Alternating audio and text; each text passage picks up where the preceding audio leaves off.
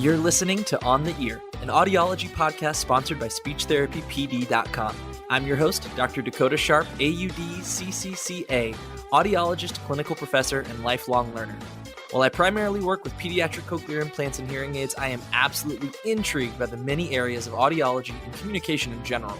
This podcast aims to explore the science of hearing, balance, and communication with a variety of experts in hopes of equipping you to better serve your patients, colleagues, and students. So let's go. We are On the Ear, brought to you by SpeechTherapyPD.com.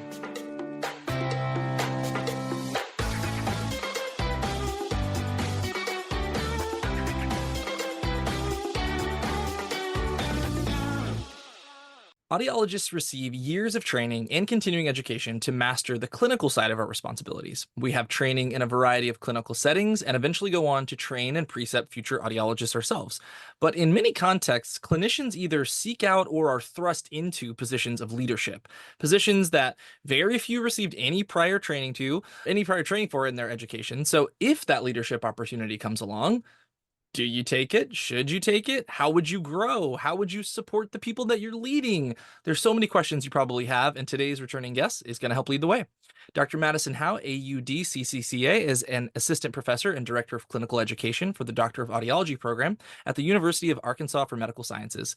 She also practices clinically at Arkansas Children's Hospital and serves as the audiology discipline coordinator for the Arkansas Leadership in Neurodevelopmental and Related Disabilities, or LEND program. Dr. Howe received her AUD from Auburn University and has completed coursework towards an MBA in healthcare management. We're going to have some questions about that. And she's currently enrolled in the ASHA Leadership Development Program. Her passions include pediatric audiology, leadership development, community outreach, and student growth. Dr. Howe serves in many leadership roles, including Director of Communications for the Society of Ear, Nose, and Throat Development in Children, or CENTAC, and as the Vice President for the Arkansas Speech Language Hearing Association. She also serves on the Audiology Praxis National Advisory Council, so you can blame her for your difficult praxis questions, and on the ASHA Multicultural Issues Board. Just a couple of quick financial disclosures. I'm host of On the Ear and receive compensation from SpeechTherapyPD.com, and Dr. Howe received compensation from SpeechTherapyPD.com for her contributions to today's presentation. Now, you all might recall, and I'm sure you will recall, Dr. Howe from episode 37, Gender Affirming Care in Audiology, and it hasn't been that long, but look at all of the additions to her resume since then. She is just moving and grooving. So what happened, Madison? How did the bio evolve so drastically? Did you jump in or were you pulled in, I guess is my first question. That's like a leadership kind of starting point, right? You pulled in or you jumping in? Yeah, I think it was a little bit of both. Like there was opportunity, and it's like once you dip your toe in that water, you just jump right in, and it is full force. So yeah, I was lucky to get to step into an opportunity of being a clinic manager. And that's when I quickly realized that we don't have a lot of leadership training in our field. And so I kind of had to take the steps to getting that experience and that training on my own, which kind of led to everything else blowing up. So yeah, it was kind of a mix of opportunity and just diving right in. Perfect. So it seems like you noticed a need in leadership, I guess, positions. I feel like when I first graduated, my first job was in South Carolina. And as soon as I would meet somebody who was a part of one thing, they're like, hey, we really need people for XYZ, or hey, and it's so easy to very quickly find, oh my gosh, there's like so many boards and so many, committees and things that need help. Is that something that you found too? Is that there's just a big need across the board?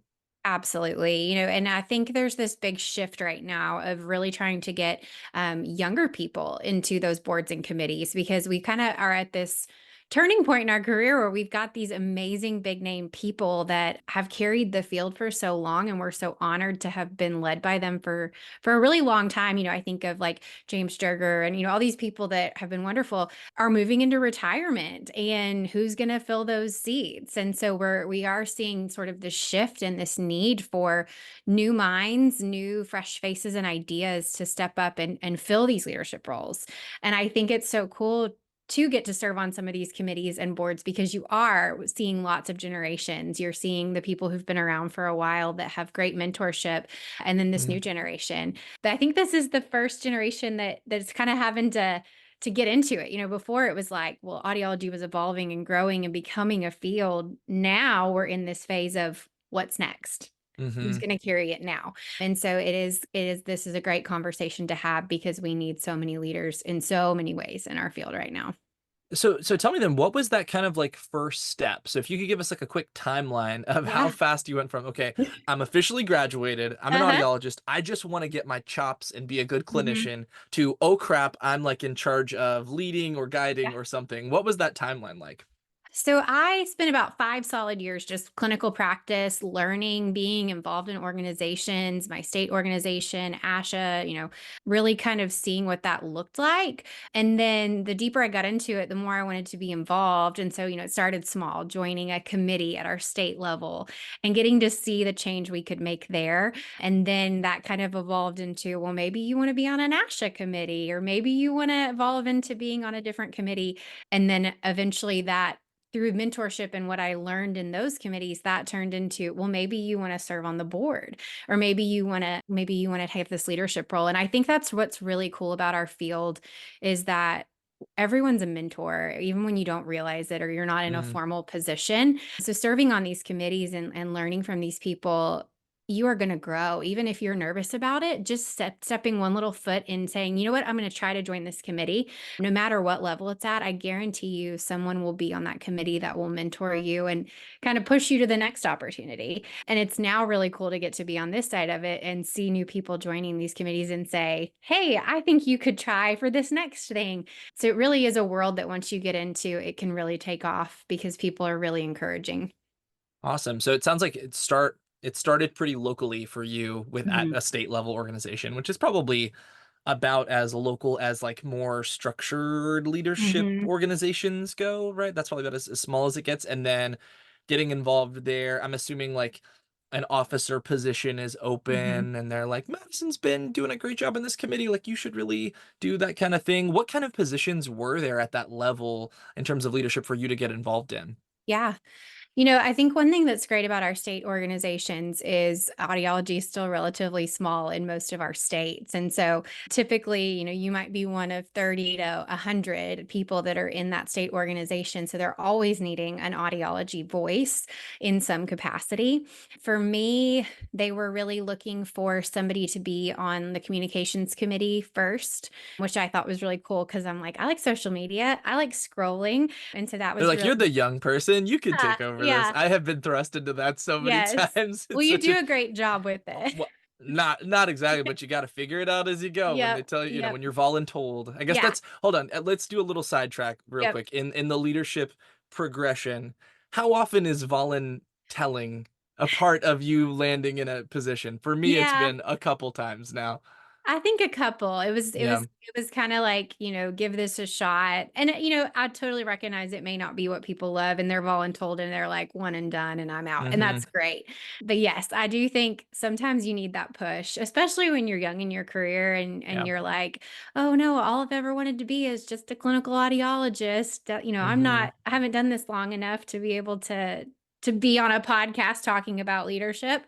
And so I think that, Wait, to be clear, I did not yep. volunteer you No, to you come did not. back. I I reached invited out. you, but it was not a You volunteer. did. Yeah. Yes, no, I reached out.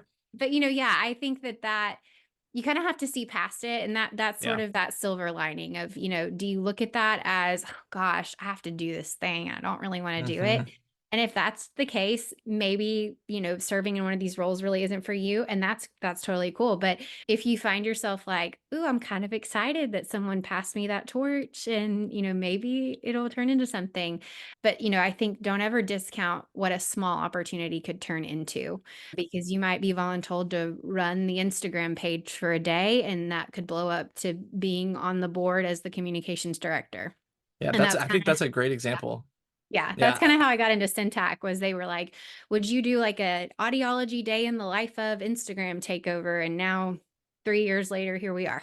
Yeah, So, that's awesome. I definitely want to talk more about Centec too. I feel like you yeah. were just kind of getting started with that last time I talked to you, and now Mhm, you guys are up and established. You have some great, what's the word I'm looking for? Not communicating, conference, some educational mhm. materials kind of coming up that I'm really excited about. Yeah. But yeah, I'm the kind of person who did have to be voluntold. I was like, yeah, I don't really think that's for me. I have a lot of hobbies. Like, I'm not really interested in doing that. And then Mhm. was like, borderline pestered, strongly encouraged. And then it became such a great thing to be a part of. What I'm talking about is specifically a state organization. Mhm. And I met so many people and like was able to accomplish so many different projects we were working on because I made the connections with people I never would have Mhm. talked to otherwise. So it was great. Okay, cool. So we've established we feel good. We're kind of set in our clinical skills, and then we get involved at the state level, which I Mhm. would say most people who've been on this podcast have been strong encouragers of. And, now they've been on the podcast to talk about all the things they're experts in. So I feel like it's definitely a place where we all need to join together. So Mhm. committee, potentially a leadership position. So then what does it look like to transition to something more nationally? Yeah. So, I think a really natural progression is obviously to go from your state organization to AAA or ASHA. Thankfully, both of those organizations, you don't really get voluntold. They have call for volunteers. And so my first year, I just was like, you know what? I'd love to serve on a committee at the national level. And I submitted my name. And I actually didn't get it the first year. It took a couple of years, but it took me growing my network and growing, Mm, my skills and my knowledge, and then that's how I ended up with a national committee level. So definitely I think just putting yourself out there, and if it's really something you want, not being afraid to say, maybe it didn't work out this year, but maybe then the next year. It's also really great to talk with people who've served on those committees and to get to pick their brain about what does that look like. And I found that so many people in our field are so willing to have a Zoom call or a phone call to chat with you and mentor you, because they do recognize that we are a small field and we have to move forward and pass the torch, and so many people in our field have been willing to do that.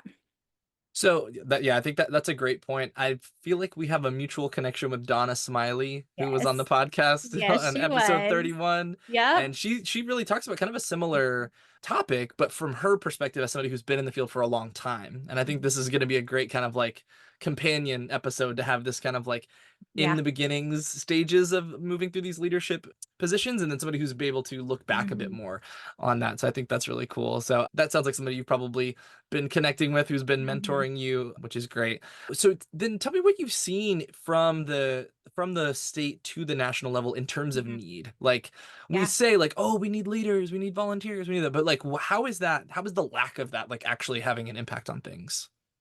Well, and I think they kind of coincide in a really specific way. So, nationally, we need voices that are diverse and that are seeing lots of different things. So that's one cool part about joining the Multicultural Issues Board, the MIB for ASHA, is just seeing how our field is transitioned. And I mean, even us on this podcast, we started out as a primary female driven field. We have men entering the field now, people from all over. We have international students coming to this country to learn audiology.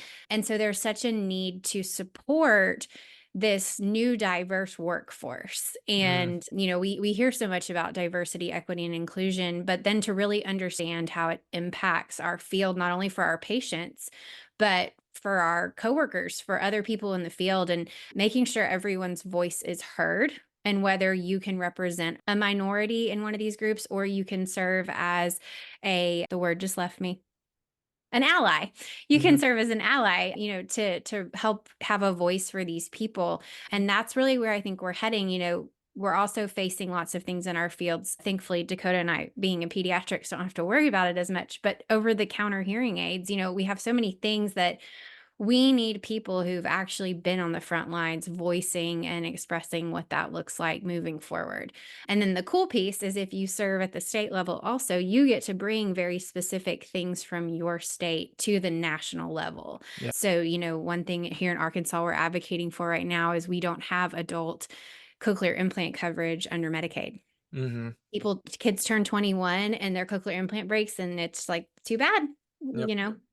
And so we've gotten to marry kind of the national level with the state level to advocate for that. And I think that's why it's so cool to get to be involved in both, Mhm. and to get to really advocate not only for our profession as a whole, but then to now to get to advocate for your state and what's happening back home, and to see the impact that that can have on your clinical practice is really cool.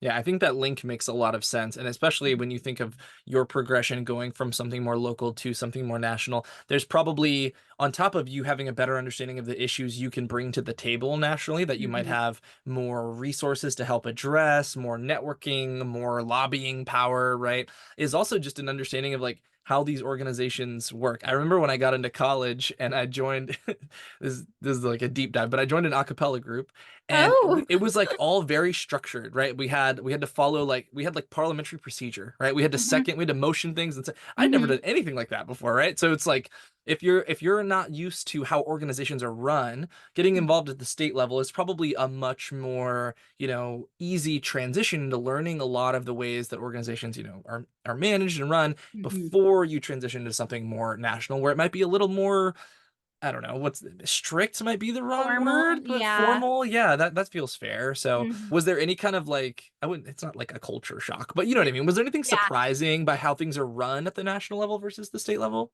I think I was more surprised. I thought it would be more formal. I think I was more surprised at a level of casualness that came with it. And I think the most surprising thing was more on a personal level of I kind of had in my mind like they want me to be this person. They want me to be Mm, this type of leader. I need to talk about these issues, and I kind of had a humbling moment of realizing like the reason that you are selected as a leader is because you authentically bring something unique to the table.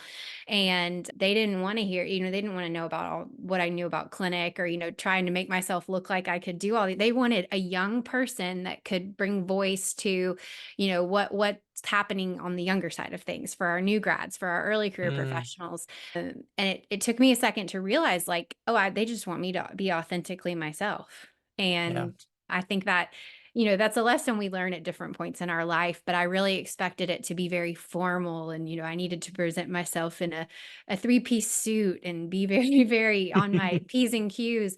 But the best conversations that I've had with people in these different roles has just been the ones that's like, what issues are you seeing right now? What do we need Hmm. to be worried about? And it's just authentic. And so I think, if you're worried about it, they're not looking for you to be something that's not you. They just want the Yeah, authentic version of yourself. So to me, that was kind of shocking because I pictured everybody sitting around a nice wooden table, for cooking sure. Yeah.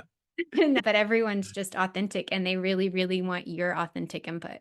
That's awesome. That's awesome. I think that's maybe calming to people who are a little nervous about kind of dipping their toes into that kind of a role. It might not be as Mhm. serious as you picture. Okay, so speaking of transitions like that, tell me a little bit about the growing pains transitioning from a primarily clinic role to still having, clinic roles, but Mhm. now having all of these other things. Like, what was that transition like just from your, I guess, from your day to day?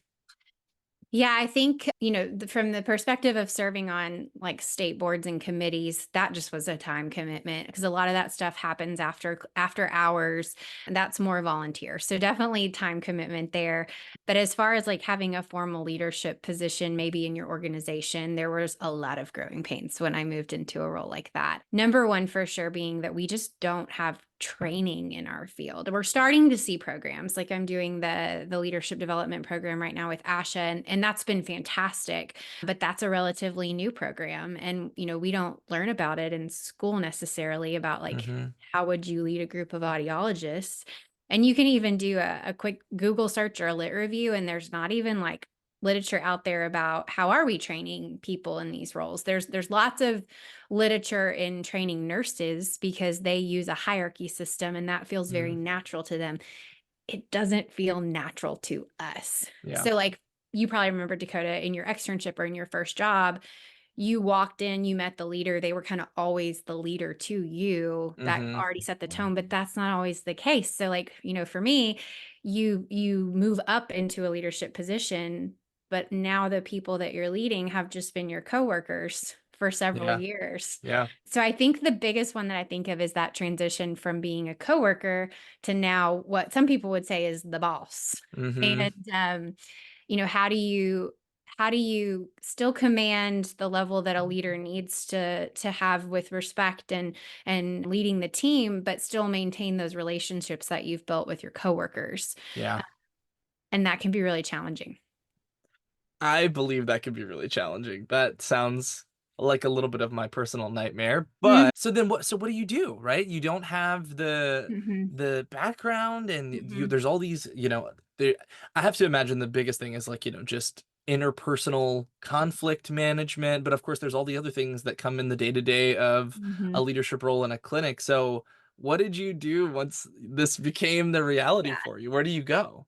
I think it's like traditional professionalism would tell us that you immediately have to code switch and immediately become this person that's like, no, you can only view me in this one way as your leader.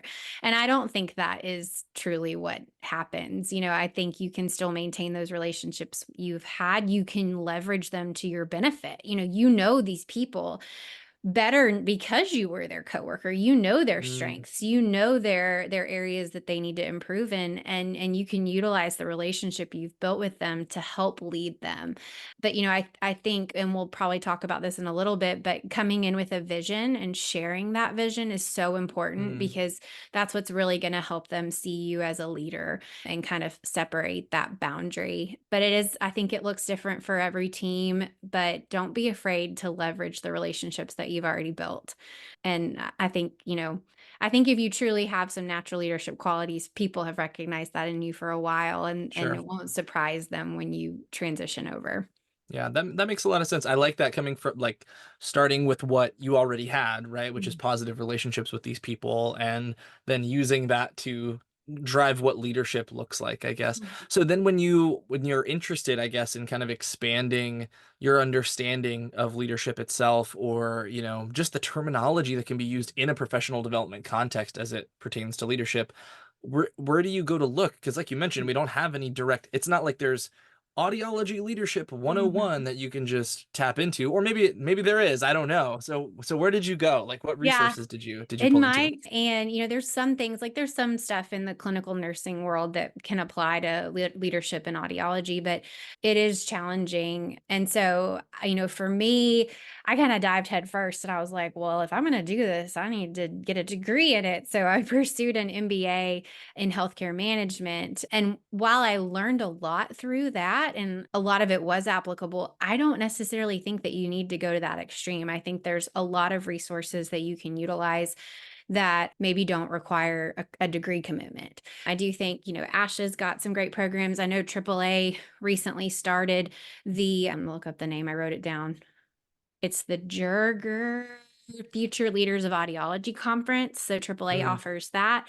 There are some, third-party programs with workshops you can find. If you are lucky enough to be a part of a larger organization like a hospital, they will usually have some access to some type of leadership training program. But surprisingly, they don't just like naturally be like, Dakota, you're a leader now. We're going to put you through this program. yeah, Oftentimes you need to go to them and say, hey, these are the skills I really want to develop or work on. sure. Can you plug me in with some type of program to help me with that? So unfortunately, a lot of it is self-seeking Yeah. out those things. To me, biggest the best thing I did was find a mentor. And I would highly recommend that that be someone that is not a part of your organization. Oh, Because, interesting. Tell me more about well, that. so you're going to need somebody that can mentor you and guide you.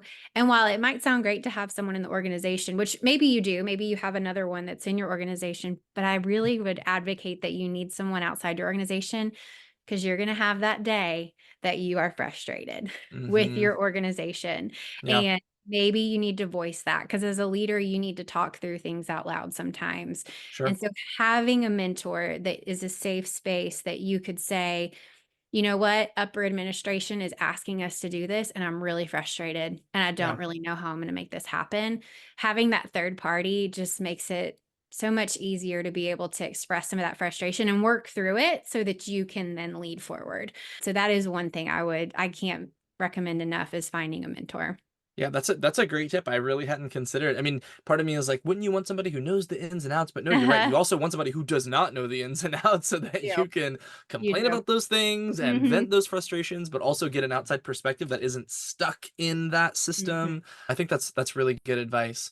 We did an episode with Riley DeBacker in I think it's like in the 30s, 35 Mhm, or so, on mentorship specifically and mhm. kind of his work in that realm and kind of guiding audiologists through that. How did you go about? Was it I'm always interested in people's kind of like mentorship stories, how they Yeah. fell into a mentorship role or sought one out themselves. So was this a more formal thing that you structured? Was it pretty informal? How did that go about? I think early in my career, it was very informal. It was just sort of people that happened to be in my life that I, would encounter through state organizations. And when I'd see them, we'd kind of catch up and have deep conversations. I did do the leadership mentoring program with ASHA, the LMP, which they kind of pair you with a mentor based on common interests. And that was when I really took off with a mentoring relationship. Mm, My mentor was at a completely different state, completely different part of the country. And in so many ways, it was refreshing to know that she'd experienced similar things that I had gone through. Kind of mhm. just that feeling of like, you're not alone and Yeah. it's not just where you are that this is happening.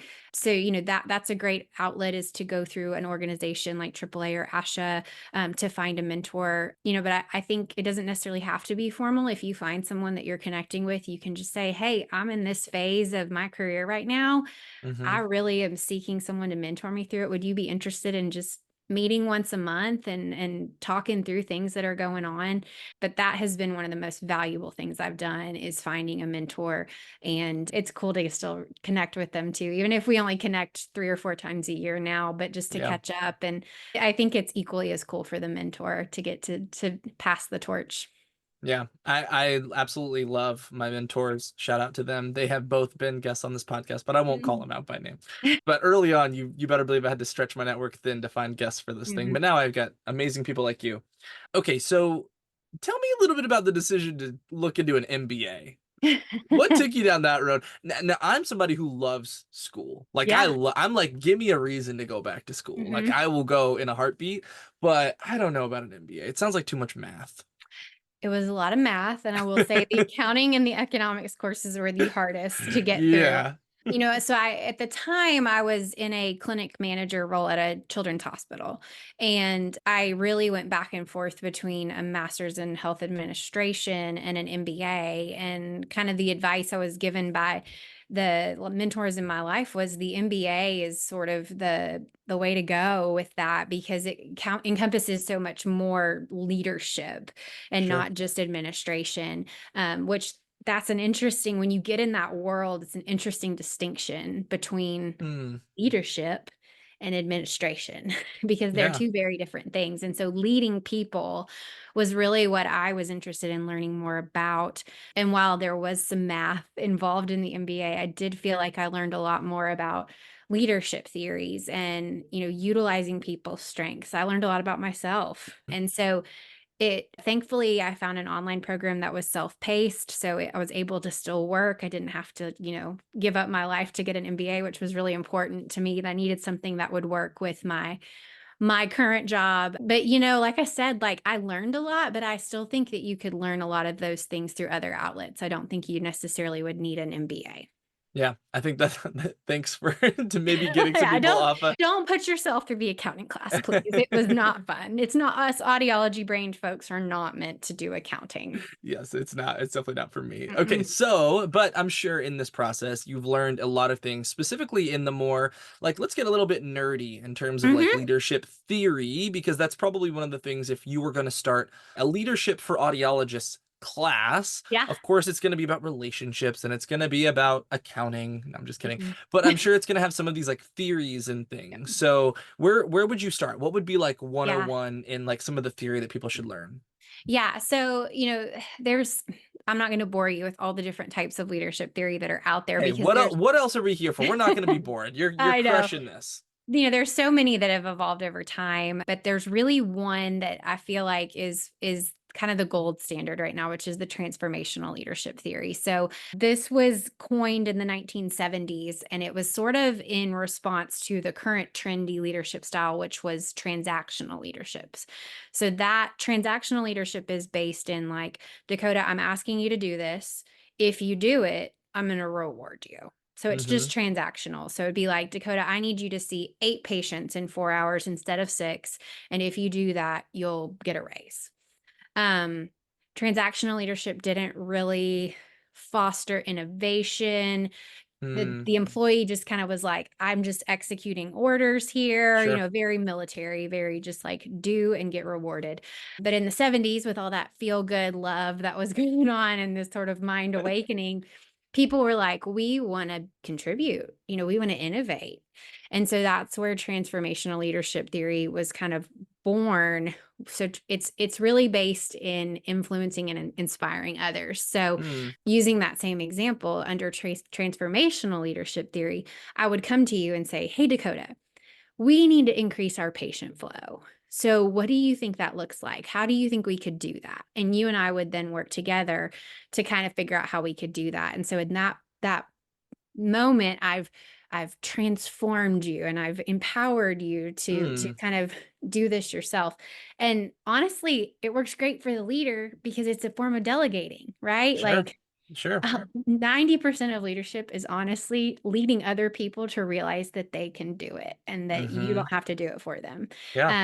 But you have to be that transformational leader to really help people see their full potential. So yeah, that's kind of the theory that's being used. And it's always fun the more I've learned in this journey to reflect back on leaders in my own life and been like, I saw what you were doing there. You were trying to Hmm. get me to realize I could do it. So it is kind of fun to reflect back on your own life and think about moments where you had a transactional leader versus a transformational leader. And what Mm. did that look like? And I'm pretty sure you probably would favor the transformational leader because they made you feel like you got this, you can do it, you're a part of the team. Yeah, that's awesome. I had never heard of that theory before, but I think I can definitely think of the leaders in my life who I felt like got the most out of me, and also I grew through that, relationship or partnership, and it was definitely that kind of interaction with them. I think that's great. I like the example of, a specific problem that the clinic needs to address, and then how does the leader kind of like collaborate basically with Mhm. the what do we call them? Employee or, I hate that word. I know. I'm like collaborators, teammates. teammate. Yeah, teammate Yeah, feels teammate, I think that's feels pretty good. the most natural. Yeah. But that's one of the coolest parts about the theory, and it's kind of there's 4 pillars. The first pillar is considering each individual in your team. And so, Mm, transactional leadership, which again is a much more military model, is just I have this group of pawns and I'm going to have them all do the same thing. But transformational leadership theory is saying, okay, I have a team of 7 audiologists. I know that this audiologist has a strength in organization. This audiologist has a strength in time management. How can I utilize both of them and their strengths to mm, help our team the most? So it's and we do this with our patients without even realizing it. Every sure. patient that walks in the door, we're like kind of evaluating patient-centered care. What are your strengths? What do we need to work on? So you're already Mhm. doing a lot of this with your patients, but it's just applying it to your team and utilizing their strengths. So I think that that's one of the pieces of leadership that does feel natural to us because we do lead our patients in that way and we do treat them as individuals. That's awesome. Yeah, that's such a great translation of what you just described, and I definitely see how those two things are connected to each other. Have there been any other times clinically where you've it seems like it happens pretty naturally, but where you felt like, "Ooh, like that's this pillar at work," or I can Mhm. feel some transformational leadership happening. Like any Yeah. other times like clinically where Oh, that's really yeah. come up? So many, and I think that's one reason that I've kind of developed this passion for wanting to build leaders in our field because you're already a leader and you don't even know it. We learn a lot of leadership strategies disguised as other things when we're talking about dealing with patients specifically. Mhm. So another pillar of transformational leadership theory is inspirational motivation. And I think every person listening that's an audiologist probably is like, I do that every day. How do I Yeah. inspire my patient to wear their hearing aids more? Yeah. Like, is it a sticker chart? Is it, what is it? But we're already doing that. And Mhm. so, you're a leader in more ways than you know. And then also a huge pillar in this model is intellectual stimulation. So challenging assumptions, taking risks, asking Mm, for input. And I think about our patients and I think about the times that, we're always asking for their input and their feedback. We're always trying to learn more and challenge, is this best practice? Are we doing the best thing? So you're already mm. doing this and you just have to apply it to a team. Gotcha. Wow, that's really, so is that the four, is it four pillars Four then? pillars, Okay. yes. So Perfect. Okay. individualized consideration, inspirational motivation. Ideal influence is the other one, which is basically modeling ethical behavior, which we're all charged with that by our state Mm-hmm. license or our national organization. So that's not really a pillar I think of too much as being a difficult transition for an audiology leadership role. But and then intellectual stimulation. So I mean, they're all things we're already doing. It's Yeah, just that's taking them and putting them in a different state of mind. yeah, absolutely. That's like a really, I think, a super effective way to help people see the transition into something Hmm. leadership centric not being very challenging. It's just taking your clinical skills and applying them to your interpersonal kind of like work relationships. That's awesome. Were there any big blind spots that you noticed early on that, I mean, that weren't so, oh, I've already got this down. This is something I do in clinic, where you're like, oh, I need to address that like Yeah. knowledge gap, or, whatever that looked Yeah. like. I think the biggest ones, and this is speaking from having leadership in a hospital-based setting or a larger organization setting, because I'd imagine some ENT practices are similar. For me, it was sort of the administrative lingo, things Mm, like, productivity measures and these sure. different types of quantitative data that they pull to measure things. And for us, that are on the ground in the clinic, it's like, well, we see the qualitative value, we see the impact, but upper administration up in the top floor of the building isn't on Mm-hmm. the floor. They're not seeing that. And so, how do you communicate what we do and the impact we have to these people whose background is numbers and figures? Yeah. So I think for me, that was probably one of the biggest challenges was learning, how to communicate because the feel goods and the positive things about our field in a way that made sense from a revenue standpoint or a productivity standpoint. So that did take a little bit of a learning curve. Thankfully, I was able to reach out to other departments in the hospital and say, like, what does this look like for you, PT department or speech Yeah. department? If you're at a place that doesn't have a different department you could look to for resources, I would just encourage you to have a discussion with administration and say, this is a new world to me. Can we find a common ground where we can communicate easily about this? Sure. But that was probably the biggest blind spot was speaking some of this lingo that was unfamiliar to me because Yeah. we don't care if we're with a patient for 2.5 hours. If we're changing their life and they need that time with us, we're going to give it to them. Yeah. But for administration, that is money per minute that, Yeah. is being spent. So that was a big shift for me. And it took some time for me to understand, we have to keep the lights on. We have to keep the air conditioning running. Mm-hmm. Things do have to happen.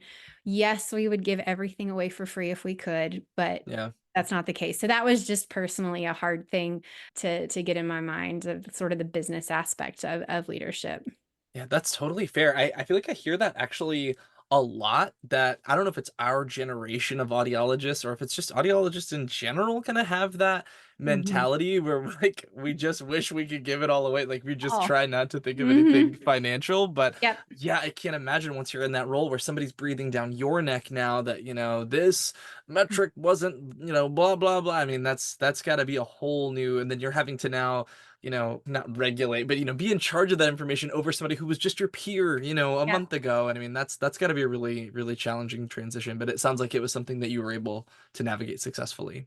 Yeah, and thankfully in just healthcare in general, I think administration who, when I think of administration, I think of more people that have no healthcare background. They have more Mm, business. They've never actually seen a patient as a clinician. They understand that most of the leaders that they're working with are clinicians with training. mm-hmm. And so it's not like they're against working with you on how do we figure this out together. It just was a new thing for me that I hadn't really Totally. considered. Because there's kind of these buckets, if you will, that you have to serve when you're a leader in an organization like that. So you have the bucket of my employees, and through that bucket, you're impacting patients. But Mm, then you have the bucket of, well, I have to run the clinic. We have to, keep the lights on. And then the mm-hmm. bucket of, I have to stay within the organization's values and mission and meet those needs as well. So it's that Yeah. balancing. And for me personally, I wanted to pour a lot into this bucket, but the other buckets still have to be maintained too. Yeah. That's totally fair. But wow, a lot of responsibility and Yeah. definitely probably a bit of a learning curve there. Okay, so I feel like we've covered the Mhm. pillars of Yeah. transformational leadership theory. Something you mentioned prior to us chatting was another big element, other than the theory behind being a leader itself, is kind of the organization and the planning or the Mhm. strategic plan, as a lot Mhm. of organizations will have. Yep. So, as somebody who's never had to write or really consider a strategic plan, I've Uh-huh. just had to say, I am in agreement with this strategic plan. And what was that transition like to being more a part of looking ahead? And I think earlier tonight you even Mhm. mentioned the vision, right, Mhm. of for leadership. Break that down for us. Yeah. And this part for me is fun. So this is where I nerd out a little bit. Go Um, for it. because getting to be a part of vision planning and strategic planning is quite possibly the coolest part of leadership because that's where you have a huge impact. I mean, this we're talking about making 5-year plans that you may have moved on, but they're still being implemented, and it could change a trajectory of a practice. So, like I mentioned earlier, I think it's so important to have a vision, whether that is a personal vision or one that you've developed with your team. But we all need boundaries, right? Like no one wants to go over the rules. It's not necessarily fun, but we need them to operate Yeah. within them and still have fun. It's like, I know I can't go to Disney World and do something crazy. I know those boundaries, but I'm still gonna Hmm. have so much fun within them. So, strategic planning is kind of twofold. It's one, looking at your team and what are your team needs, with not only within the team, but what you're doing, how you're serving patients, but then also marrying that with, if you're at a larger organization, their vision for the organization as well. Hmm. So oftentimes, if you're leading in a larger organization, you're kind of handed a set of goals or values or a vision that you then are supposed to execute at your department level. Okay. And so while there's some framework that you have to stay in, it's a really cool opportunity to say, well, what does this mean for us? So, like one that I hear frequently in hospitals is we need to improve patient experience. We've probably all heard that at some point, Hmm. right? And so the hospital might have a definition of overall, or the organization overall, what they want that to look like. But then you get to say, okay, what does that mean for us? Like, what does our patient experience look like? You can break it down. There's tools you can use, like flow sheets and diagrams, to really break down, what does the experience look like? And then identify areas that we could improve. Yep. And this is, especially if you're a new leader, a great opportunity to help build rapport with your team. Because if Mm. you bring them in and say, I need your help on this, they're instantly going to be like, you know what, she cares, or they care about our voice, and they Hmm. want, this to be a team effort. And so I think that the strategic plan is great to have some vision, have some boundaries, but also use it as a tool to build your team and hear your team's voices. And then the flip side of that is communicating it to upper administration. So that's when you have to apply the words like revenue, productivity, and all that. But you don't always have to communicate that to your team. That's one thing I learned very quickly, was like, your team doesn't want to hear about all that. They want to know about the, what are we doing? How are we Yeah. doing? They want you to take care of the administrative side of things. Hmm. But pulling them in and using them as a resource can be really valuable too. Yeah, that's awesome. And it sounds like it kind of circles back into what you're doing, in a transformational leadership, method of planning, having their voices heard and be a part of that too. So, so then I guess every organization you're in, that kind of planning element looks a little bit different. And it Mhm. sounds like it's something that's exciting to you and interesting to you. But let's say you're in that role and you're like, I'm not an innovator. Like, I don't have ideas for 5 years from now. I mean, what do you say? This is your mentee talking. And what do you Mhm. say to them to help guide them down this new responsibility and planning that they're Mhm. now a part of? I think number one is start with the mistakes that you've made. That's where I Hmm. started, is just like, think about the times that maybe you made a mistake, and whether it was a lack of training or a lack of knowledge, a lack of resources, that's a great place to start, because clearly something could have been better there, whether Hmm. that was training or support. And so I know that feels weird to think about, like, strategic planning, but think about what I've done wrong or difficulties I've encountered, but those are what's going to lead to the best quality and change moving forward. So I even think about when we recorded the last podcast, Dakota, like, the whole gender affirming thing came to me because I saw my first patient and did so many things wrong because I didn't have Hmm. education and training in that. So Sure, that's a sure. great example of like that would have been something I could have said in a strategic planning discussion if it was around like diversity and inclusion. And, Yeah, I could have said, hey, I didn't feel like I had enough training in this because I made all these mistakes. And then you instantly become a resource. You instantly become a knowledge base, even though it was that maybe you did something wrong or you didn't feel like sure. you knew enough. So it sounds so simple, but just start with what you've encountered. Start with you personally. What have you felt that you haven't had enough training in or support in? And and that again, that kind of goes back to that authentic self too. Yeah, that's awesome. That's really good advice. You really got tons of good advice in this one. Thank This is you. really exciting, even to me personally. Has there been any way that being a part of that process in terms of strategic planning has been surprising to you? Like maybe even more specifically to audiology, where Mhm. it's such a technology based field and it like really rapidly changes year after year. It isn't really stagnant at all. Like what does looking 5 years ahead even mean? Or do you know what I Mhm. mean? Like, how Mhm. has the fact that it's an audiology strategic plan been different than what you've maybe encountered with other people from other professions? Yeah, that is so true because like next year something will come out that will just make you change it all. Hmm. And part of the process is you try to think through things on the horizon that could disrupt your strategic plan and kind of have safeguards in place for that.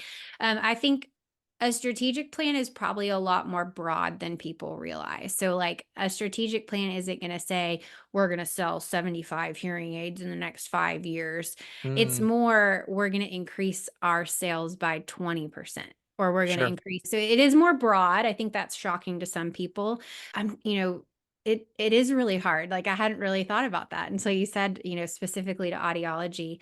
But, I think it can be what you want it to be, and it Mm, can always be reevaluated. So that's one part of strategic planning is constantly evaluating where are we at? Do we need to change our plan? And so okay. maybe the surprising thing is that although it comes out and, it's really forced on you as an employee or voluntold, you're going to partake in this strategic plan and you're going to contribute, it could get changed. And, Hmm. so it's not set in stone. I guess that's kind of the surprising thing is it is really more guidelines. Yeah, it feels like such a set in stone term. A Hmm. strategic plan doesn't feel like Yep. something we're going to shy away from. You know what I mean? But Right. it sounds like something that has to evolve, or it will slowly become an outdated strategic plan or not so strategic plan anymore Hmm. if you're not keeping up with it. Okay, awesome. So this has been so much amazing information, and you clearly had to pull a lot of things early on, and it sounds like you're really settling into these leadership roles. So then now that you have more resources available to you, you've mentioned a lot of great organizational opportunities, whether it's a leadership program or a conference, but what else does like quality improvement look like as a leader? Like how do you continue to get better at Hmm. leadership over the years once you kind of have these foundations? Yeah. There's a really beautiful term in Japanese called kaizen, and it's the theory of continuous improvement. So always improving. It's a never-ending cycle. And there's beautiful things you can Google kaizen and read all about the history of it. But basically it's the theory that we're never done learning and growing, which Hmm. again, we're already doing as audiologists. We're voluntold to do continuing education. We're always learning about the new technology that comes out. So I think that feels very natural to us. So, quality improvement with your team is going to look like constantly evaluating these goals that we've set, figuring out, are we meeting them? And there's a coaching aspect of maybe you're working with an employee to take the next step in their career and you're constantly checking in with them on how's your progress. So there's that part of quality improvement. Then there's also the quality improvement of yourself. And so this was a part of the journey for me that took some vulnerability to Mm, really feel comfortable with evaluating myself and where I was at and maybe asking others to evaluate where I was.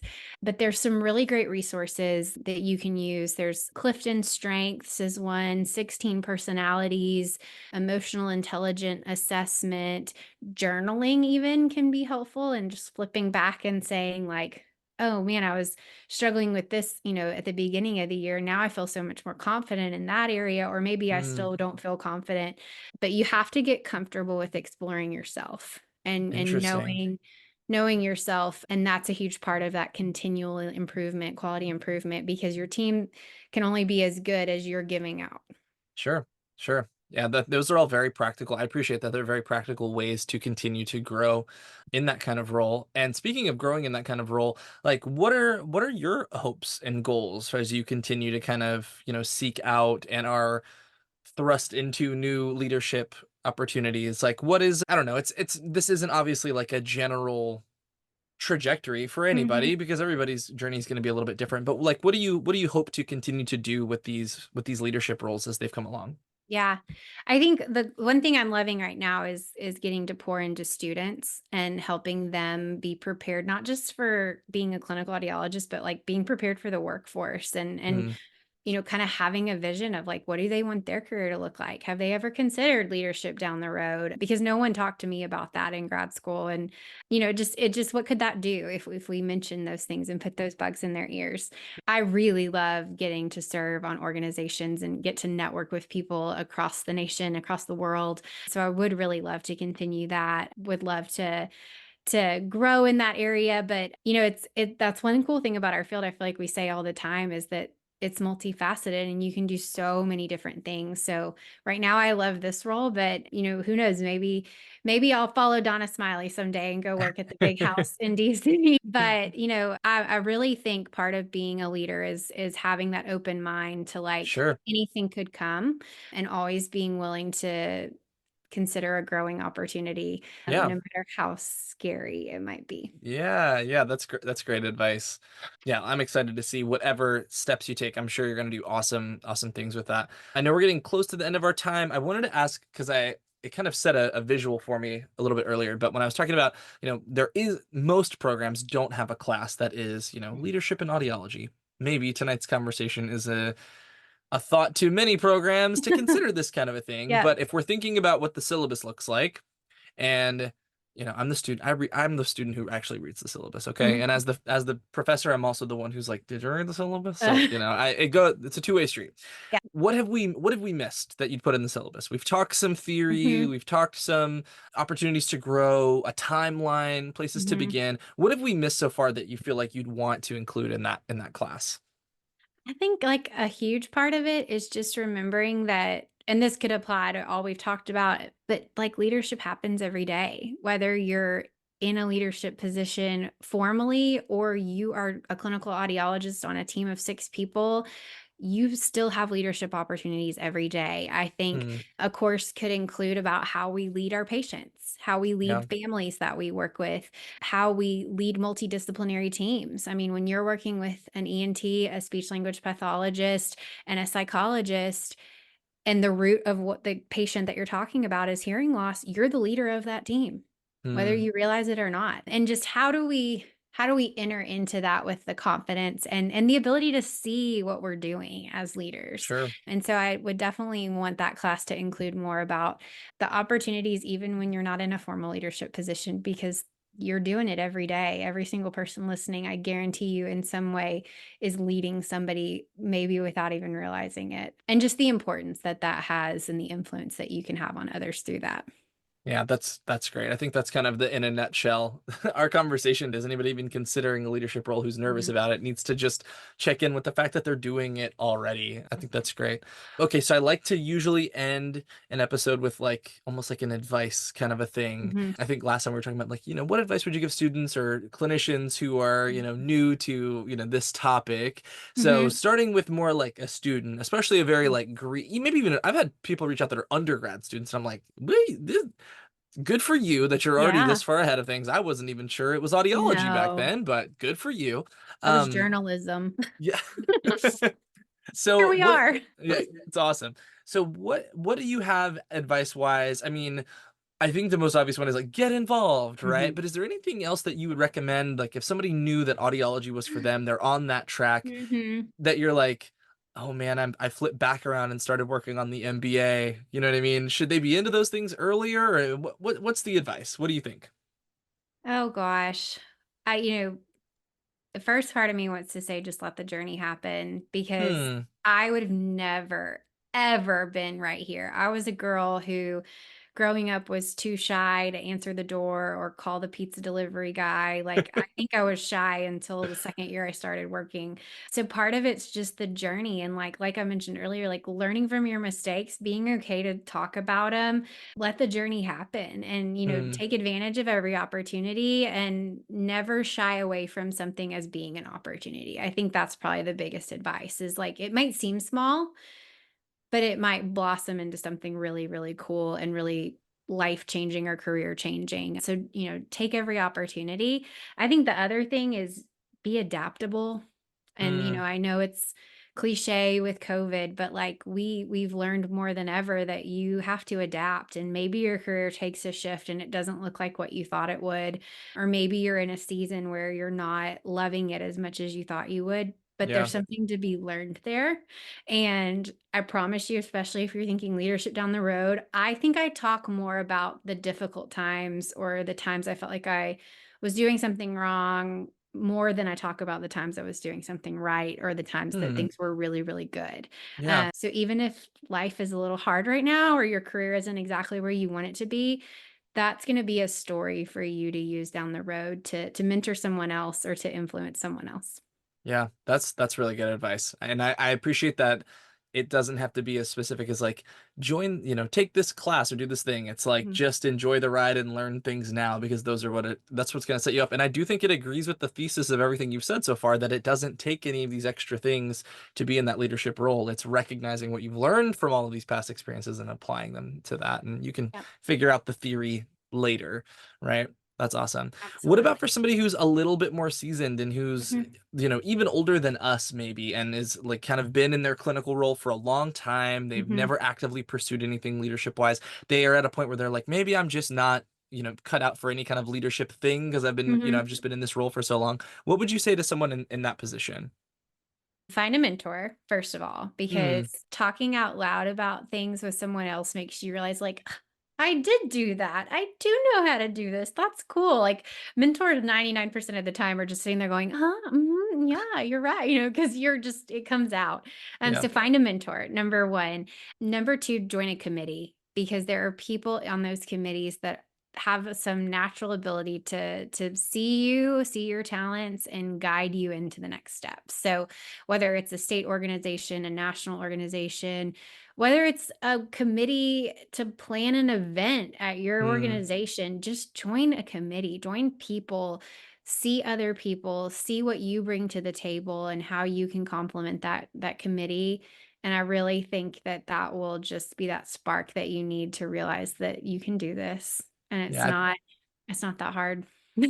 I think you've really pointed out how a big part of being a leader is recognizing your own, strengths and experiences. And yeah, that makes total sense. Is once you're involved and are assigned a responsibility, you can realize like, oh, I am good at this thing, Mhm. or I'm not so good at that thing, and maybe I need to work on that Mhm. thing. I think that's really good. One thing that came to mind too is for someone in that kind of role is like, I won't have the time to do that kind of thing. And one thing I would just say to that is, as somebody who dove into opportunities like this is and two different workplaces now. They are both very supportive of this kind of thing because most people, the people who are approving it, guess what, are leaders who also had to take that plunge at some point too. So they're going to be pretty understanding and Yep. honestly probably want you to, participate in that way. Hopefully to, they can delegate some responsibility Mhm. to you down the line. I don't know what you think about. Yeah, no, absolutely. And that's so true. Like that's one thing we didn't really touch on, but like remember that the people that you're following behind as a leader or that you're working with as a leader are audiologists at trade. And like I think one thing that is just so cool is like we all talk about how similar we are in Mm, audiology, all yeah, mostly type A, very, similar in that way. And so remember, like, this is a community of like-minded people, and we're really lucky in that sense to be in a field that you're gonna find people that have been exactly where you are yeah, and want to help you. awesome. Well, what a great way to put a button on an awesome conversation. I'm so glad you were able to join me again for a really different topic, but Yeah. another really great discussion. If people wanted to reach out to Mhm. you, would that be okay? And what would be the best way to do Absolutely. it? Yeah, so my email address is Howe, so Mhowe, M Howe at uams.edu. Feel free to email me. I'd be happy to connect you with a mentor or give you advice. I love quotes. I will send you all the quotes in the world to give you inspiration. But reach out. Like if this is even just something that in the back of your mind you're toying with at any level, the best thing you can do is reach out to somebody and say, I'm interested, and just take that step. And I promise you it flows from there. Awesome. And where are you going to be this year? I know Syntax got some stuff coming Oh, up. yeah. Ash's got some stuff Yes. coming up. Anything So that you want to tell people to attend or sign yes. up for? All the things. So I will be at Syntac in Denver in November. If you will be there, please come say hi and talk to me. Even if you're not into leadership, I promise we can still hang out. I will also be at ASHA in Seattle in December. So I would love to talk with anybody. We will have a booth for Syntac at ASHA. So you can probably find me at that booth at some point too. But I would love to meet up, love to have a conversation with you. And, we're a growing community, and leaders in our field are always needed. And I promise you, you have strengths and talents that can contribute to our field in a big way. Awesome. Well, thanks again so much, Madison, for joining Yep. me. And I look forward to, at some point down the road, definitely having you back. Yeah. Well, thanks so much, Dakota. This was really fun. And that's all for today. Thank you so much for listening, subscribing, and rating. This podcast is part of a course offered for continuing education through Speech Therapy PD. Check out the website if you'd like to learn more about the CEU opportunities available for this episode, as well as archived episodes. Just head to speechtherapypd.com/ear. That's speechtherapypd.com/EAR.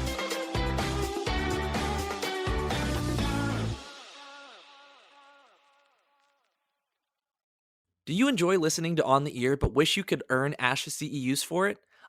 Start today. SpeechTherapyPD.com has over 175 hours of audio courses on demand with an average of 19 new audio courses released each month. And here's the best part. Each episode earns you ASHA Continuing Ed credits. Oh, no, wait. This is the best part. As a listener of On the Ear, you can receive $20 off an annual subscription when you use code EAR21.